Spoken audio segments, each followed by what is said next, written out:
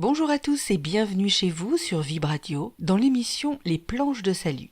C'est une émission dans laquelle je reçois des comédiens et des metteurs en scène de théâtre, mais aussi des danseurs chorégraphes, des clowns, des marionnettistes, des conteurs, tous artistes francophones qui aiment jouer sur scène et que l'on peut retrouver sur les planches de nombreux théâtres.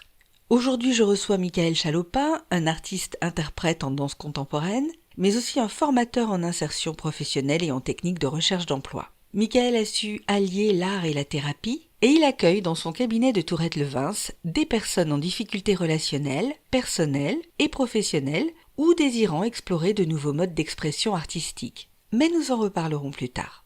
Michaël a enseigné les arts pendant plus de 15 ans, notamment la danse, les marionnettes et le cirque, auprès d'enfants et d'adolescents dans le cadre de projets scolaires, mais également au sein de la compagnie À Cœur à Corps, où Michaël a conçu et animé des ateliers et des stages autour du mouvement, de la voix et de la présence scénique. C'est aussi un artiste-interprète en danse contemporaine et le créateur du personnage de Pierrot Buteau, un clown blanc qui a fait son apparition en public pour la première fois le 14 février 2012 sur la place Masséna pendant le carnaval de Nice. C'est un personnage qui mêle à la fois la danse, le jonglage et les acrobaties. Alors Michaël, bonjour Michaël. Bonjour France. Je suis très heureuse de vous accueillir Michaël. Alors je vous présente comme il se doit. Vous êtes né le 21 janvier 1979 dans la banlieue parisienne dont votre famille est originaire depuis plusieurs générations, ce qui fait de vous un Verseau ascendant Balance. Alors vous êtes quelqu'un de pétillant, d'enjoué et d'excellente compagnie pour tous ceux qui croisent votre route, car vous savez vous montrer avenant et communicatif. Vous avez été appelé par la danse très jeune lorsque vous étiez en CM2 pendant une répétition de spectacles de fin d'année. Vous avez trouvé cela très beau et vous vous êtes dit « c'est ce que je veux faire quand je serai grand ». À 21 ans, après 3 ans de formation en tant que gymnaste, vous décidez d'être clown et d'entrer à l'école du cirque. Et c'est là que vous avez le déclic, la secousse vitale qui vous propulse sur votre chemin de vie de clown, danseur, acrobate. Et en 2016, vous auditionnez avec le personnage de Pierrot Buteau dans le cadre d'un casting M6 pour l'émission La France a un incroyable talent. Vous êtes sélectionné et en octobre 2016, vous vous présentez sur la scène du théâtre André Malraux où se produit cette émission et vous vous retrouvez face au jury bien connu composé entre autres d'Éric Antoine et d'Hélène Ségara. Vous arrivez jusqu'en demi-finale avec un second numéro, cette fois-ci en clown doré. D'ailleurs, pour visionner le passage de Michaël dans l'émission, vous trouverez le lien dans le descriptif de la vidéo. Alors le public a été enchanté par votre prestation, le jury également. D'ailleurs, l'un des membres, Gilbert Rozon, a déclaré s'être senti vulnérable en regardant votre numéro. C'est ce que vous cherchez à révéler chez le spectateur, sa vulnérabilité ? C'est-à-dire que cette vulnérabilité, évidemment, elle est difficile à gérer dans une société. Mais c'est qu'à un moment donné, j'ai changé ma perspective, j'ai changé mon regard. Et cette vulnérabilité, c'est une force, c'est une richesse extraordinaire. Parce que quand on n'a plus rien à perdre, on gagne tout. C'est ça que permet cet axe. Une fois qu'on est dans cet axe en résonance avec la vie, tout nous sourit. Et la preuve en est, j'ai bâti mon art au fur et à mesure sans savoir où j'allais. Personne dans ma famille n'est dans le milieu artistique, ni même dans le domaine culturel ou intellectuel.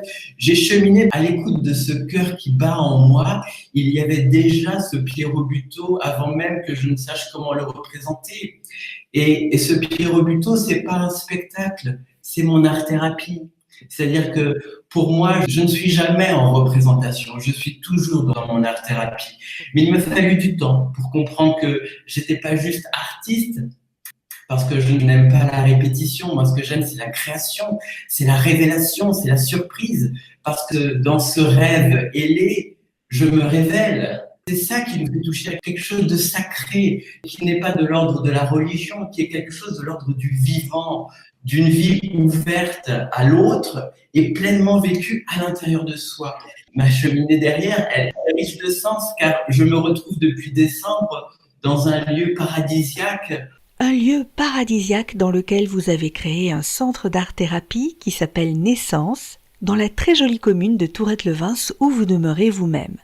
Ça fait donc plusieurs années que je suis art-thérapeute et que j'ai le plaisir d'accompagner les personnes dans leur chemin d'expression et pas seulement l'expression de leur souffrance, même si effectivement ça part aussi d'une douleur, de difficultés, mais c'est aussi de pouvoir aller sentir son corps, de pouvoir sentir quel est son don, quelle est sa capacité à rentrer en relation avec l'autre. On a tous et toutes une façon particulière de rentrer en relation avec l'autre. Et vous-même, comment entrez-vous en relation avec l'autre? Quel est votre don?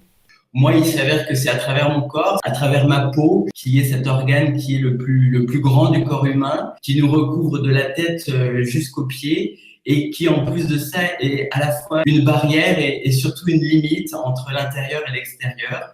Quand j'écoute quelqu'un, j'écoute avec ma peau, en fait, avec tous les pores de ma peau, pour voir qu'est-ce que l'autre me dit. Quel est pour vous le langage le plus adapté, voire le plus efficace pour aller à la rencontre de soi-même? Est-ce le dessin, l'écriture, la danse, la parole? Lequel est le plus essentiel à vos yeux? Tout est important, et surtout les détails qui pourraient nous échapper ou qui pourraient nous sembler anodins. Tout est langage, disait déjà Françoise Dolto. Même dans quelque chose qui paraît insignifiant, il y a quelque chose qui s'exprime à travers le corps, à travers l'intonation de la voix, à travers un regard qui à un moment donné s'échappe et puis revient, ou une absence qui revient, ou une fuite, peu importe. C'est pas rentrer dans l'interprétation, c'est observer l'autre comme une grande scène, un grand théâtre. Et c'est sa scène, c'est la scène de sa vie. C'est pas simplement son rôle, mais c'est vraiment sa vie. Entre l'autre qui vit son histoire, moi qui vis la mienne aussi, mais qui est complètement dans l'écoute, dans l'imprégnation de ce que me dit l'autre, pas forcément avec les mots, et aussi avec les mots. C'est aussi avec les sensations, c'est aussi avec le silence, c'est aussi avec son intonation de voix. L'image que ça va m'évoquer à un moment donné, comme un murmure, non pas avec des mots, mais comme une image qui viendrait dans mon arrière-cour, qui vient mais sans crier gare, quoi, presque comme un nuage en fait, c'est ça, comme un nuage. Et là, j'écoute et soit je dis ce que je perçois, parce qu'à ce moment-là, ça semble opportun pour la personne, ou bien je le garde en réserve en me disant, il y a bien évidemment ce que l'autre me dit, mais il y a ce que j'entends par rapport à ce que la personne représente dans son corps, ces changements d'attitude, ces changements de pose, ces silences, c'est extrêmement important aussi. Il y a sans doute des personnes qui ont une idée précise de ce qu'elles souhaitent faire comme activité. Est-ce que vous intervenez dans leur choix, ou bien est-ce que vous les laissez choisir par elles-mêmes? Comment savoir ce qui nous convient le mieux? En fait, je ne propose pas, c'est dans l'échange. C'est-à-dire qu'on a tous une façon de rentrer particulière dans l'interaction avec les personnes et on a aussi une façon particulière avec la créativité. Il y a des gens pour qui la parole va être extrêmement compliquée. Le travail va d'abord commencer peut-être par des mises en images.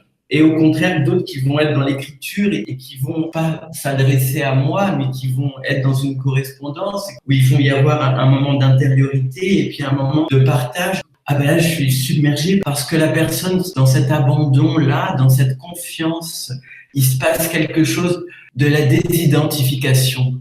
D'abord, j'écoute le corps, j'écoute la cohérence et l'incohérence entre le corps, le cœur et l'esprit.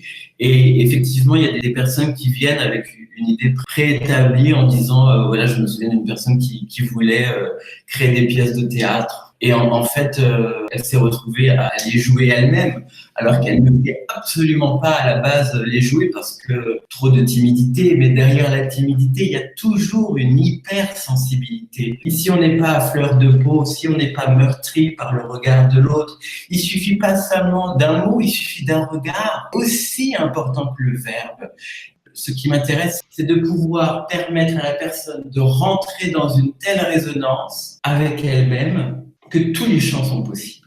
Et à partir de là, la danse est possible, le clown est possible, la peinture est possible, le chant est possible, tout est possible. Parce qu'une fois qu'on est dans son axe, une fois qu'on est relié de la tête aux pieds, mais quand on est dans les pieds, on est ancré dans nos racines. Et quand on est jusqu'au bout de nos cheveux, on est relié au ciel. Et dans cet axe-là, ça passe bien évidemment par le cœur, qui est l'espace de la relation. La relation, elle est primordiale. Je travaille avec le matériau de l'autre, qui lui-même change sans cesse, tout comme je change aussi. Et dans ce lien-là, dans cet axe-là, dans cet axe de plomb, mais qui est en vérité de l'alchimie pour devenir de l'or, pour pouvoir se dire, mais tout est possible, parce que c'est vrai, tout est possible. Il suffit d'une rencontre, une seule rencontre, et votre vie change. du tout au tout. Alors évidemment, on a tellement peur que ça soit dramatique, on pense qu'à ça, mais ça peut aussi être magique. Et bien sûr, quand je dis ça, on va dire ah oui, mais la magie de ce monde. Mais quoi, la magie de ce monde? Bien sûr qu'elle est réelle.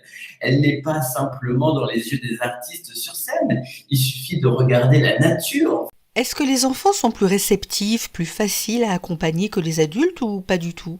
Les adultes, le chemin pour revenir au corps est très très complexe. Le corps, c'est une mémoire, c'est un instrument plutôt qu'un objet.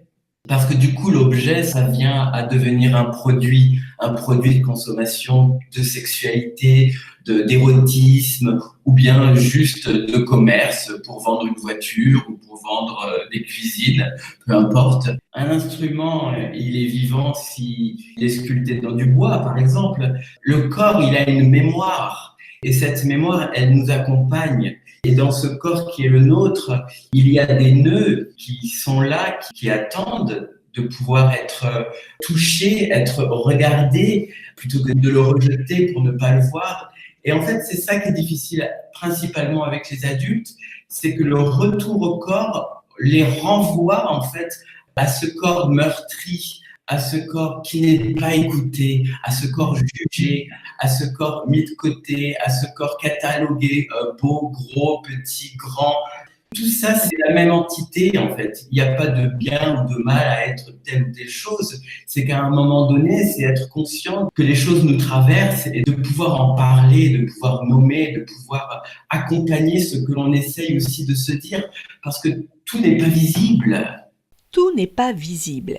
C'est sans doute en cela que le regard que nous portons sur nous-mêmes est si essentiel. C'est un peu comme si nous portions une graine qui désirait être vue de nous, et peut-être même que nous sommes la graine qui attend que les conditions soient idéales pour germer et pour révéler ce qui demande encore à naître. Finalement, nous n'avons jamais fini de grandir.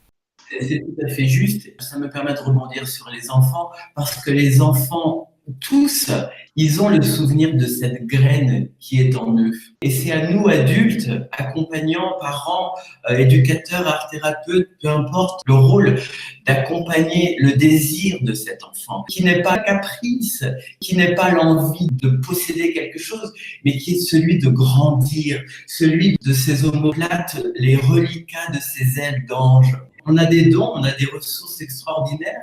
Je propose un mouvement à des élèves. Ils vont avoir une multiplicité d'interprétations du mouvement. Je vais dire une image, ils vont avoir une multiplicité de représentations graphiques. Ça montre bien que chacun est unique. Et c'est ça qui me passionne, c'est que je sais que chacun est unique et que tout le monde est autonome, même si effectivement on est parasité par notre ego, par nos blessures, par ces nœuds qui sont noués, et que la danse permet aussi de délier peu à peu. Et c'est important de pouvoir permettre à ce que les enfants se souviennent de ce qui les habite pour pouvoir les aider. Pouvez-vous nous dire quelle a été la plus belle métamorphose à laquelle vous ayez assisté et en quoi cela consiste ? La métamorphose, c'est à un moment donné d'avoir conscience qu'on tient très très fort parce qu'on a peur, on a peur, on a peur, et on lâche peu à peu prise. Mais pour lâcher prise, bien entendu, il faut d'abord prendre conscience qu'on tient quelque chose. Et ce jeu de l'art-thérapie, entre autres, c'est de lâcher. Et pour moi, les plus belles métamorphoses, ce sont ces gens qui, à un moment donné, rentrent dans leur corps. Il n'y a pas de plus belle métamorphose que ça. Et ça se passe dans un dénuement total, c'est-à-dire qu'il n'y a pas de maquillage, qu'il n'y a pas de costume, il n'y a pas de nez de clown. Ce que j'étais ce matin n'est plus ce que je suis aujourd'hui. Et je suis dans cet abandon, en fait. Que souhaiteriez-vous ajouter ? Une chose sur le fait de l'unicité, sur le fait qu'on est tous uniques. Pour moi, c'est important juste de préciser qu'on peut être unique et en même temps unis vers tous les autres. Merci beaucoup, Michael, pour ce que vous faites, pour ce que vous êtes. Merci, France. Merci infiniment et à très bientôt. Vous pouvez retrouver Michael à Tourette-Levens dans son cabinet d'art-thérapeute Naissance. Tous les liens vers son site, les réseaux sociaux et la vidéo de l'émission La France a un incroyable talent sont dans le descriptif ainsi que ses coordonnées de contact. Je vous dis à bientôt sur Vibradio.